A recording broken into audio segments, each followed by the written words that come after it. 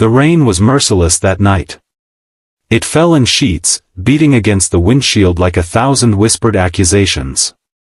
The wipers struggled to keep up, smearing the water into hazy trails that distorted the lights ahead. I could barely see the road, but I didn't care. My heart was louder than the storm, thundering with the kind of fear only guilt can cause.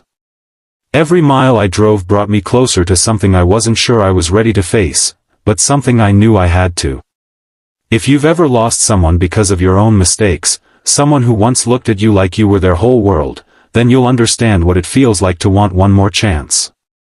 To wish the past could be rewritten, even if just for a moment.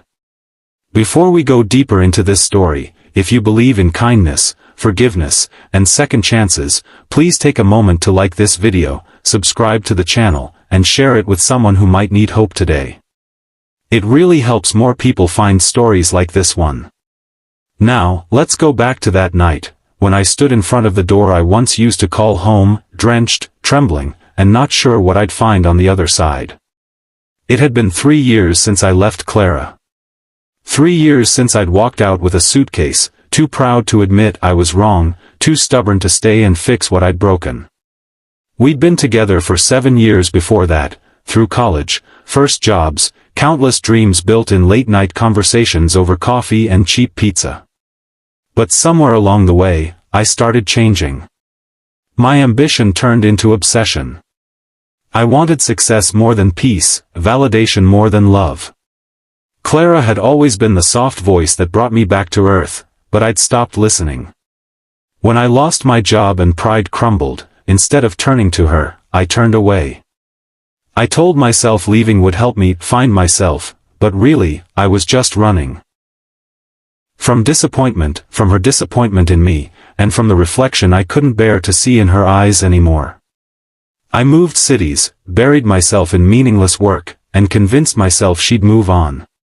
But every night, when I came home to silence, I saw her in everything: the mug with chipped paint, the faint scent of jasmine on my pillow, the empty space beside me that no one else could fill. Months turned to years, and guilt turned into longing. When I heard, through a mutual friend, that Clara's mother had passed away, something inside me broke. I should have been there. For her. For the woman who once called me family. Instead, I'd become a ghost in the story of her life. That night, I packed a bag, drove through the storm, and followed the one thing that hadn't changed in 3 years, my heart telling me to go back. When I finally stood at her door, the rain had soaked through my clothes. My hands trembled as I reached for the bell. My mind screamed to turn back, but my heart whispered, knock. So I did. For a moment, there was only silence. Then the sound of slow footsteps. The door creaked open, and there she was, Clara. She looked exactly as I remembered, but different all the same. Her hair was shorter now, tucked behind her ear in a way that made her seem both fragile and strong. Her eyes, those same brown eyes that once read me like an open book, met mine, and I forgot how to breathe. She didn't speak. Neither did I. The rain filled the silence between us until finally, in a voice so soft I almost missed it, she said, "You really came back."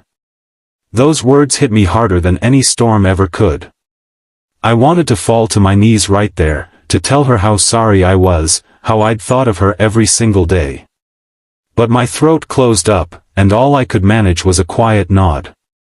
She stepped aside. "Come in," she said simply. Inside, everything was the same, and yet not. The old piano still sat near the window, its keys untouched, gathering dust.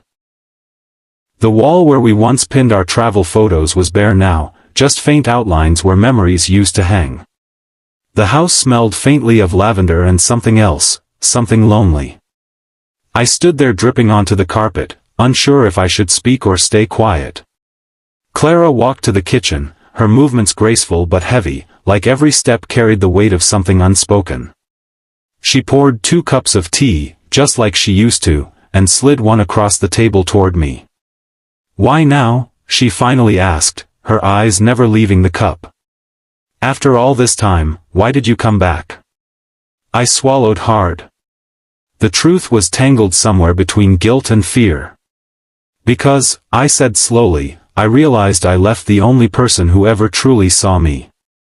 And I couldn't live with that anymore.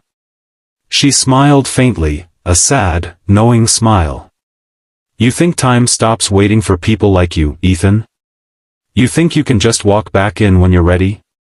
Her words hurt because they were true. I'd expected anger, maybe even hate. But instead, there was only exhaustion in her voice. I wanted to tell her I didn't come expecting forgiveness. I just wanted her to know I was still here, that I hadn't forgotten. We talked for hours, not about love, but about life.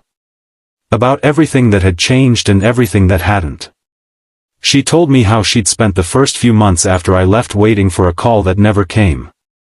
How she'd gone through her mother's illness alone, learning how to be strong without me. Every word felt like a blade to my chest, cutting deep with regret. At one point, she looked out the window and said, almost to herself, I thought the hardest part was losing you. But it wasn't.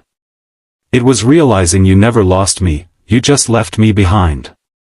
I wanted to reach out, to hold her hand, but something told me she wasn't ready. So I stayed quiet. Sometimes silence says what words can't. As the night deepened, she stood up, walked to a drawer, and pulled out a small box. Inside was the ring I'd given her years ago, a simple silver band with her initials engraved inside. I couldn't throw it away, she said softly. It reminded me of what used to be good, before everything fell apart. My eyes burned as I looked at it. That tiny ring held a lifetime of memories, of laughter, arguments, dreams we never got to chase. Clara, I whispered, I don't expect you to wear it again. I just want you to know that if I could go back, I'd do everything differently. She nodded, closing the box gently. Maybe you would, she said, but the past isn't a place we can live in forever. Then she looked at me with a faint, bittersweet smile. Still. I'm glad you came back. Those words, simple, quiet, forgiving, were everything I didn't deserve but needed to hear. The clock ticked past midnight. The storm had calmed, and the world outside was washed clean.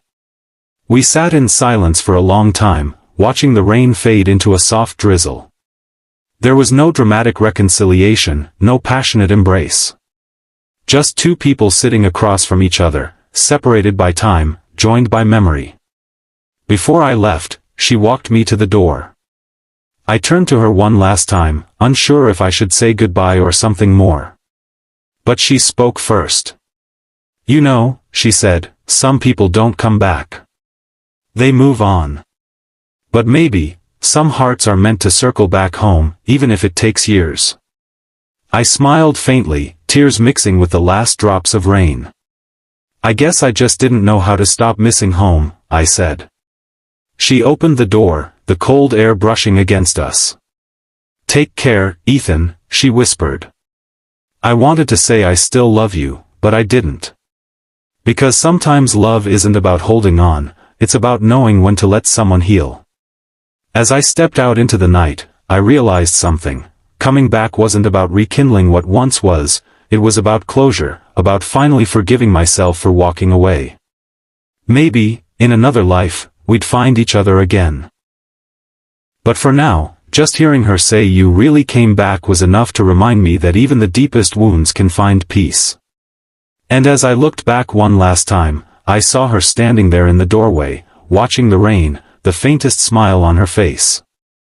It wasn't sadness anymore, it was acceptance. If this story touched your heart, please like, comment, and share this video. It helps more people discover stories of love, loss, and redemption, and reminds them that no matter how far we go, sometimes coming back isn't about fixing the past, but healing from it.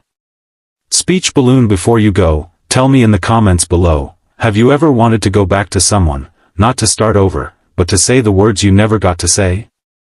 I'd love to read your story. Because sometimes, just sometimes, the most powerful thing we can do, is come back.